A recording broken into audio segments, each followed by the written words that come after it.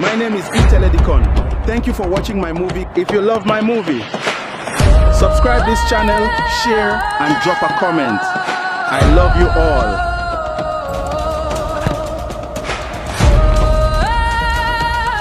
Jesus! Chineke!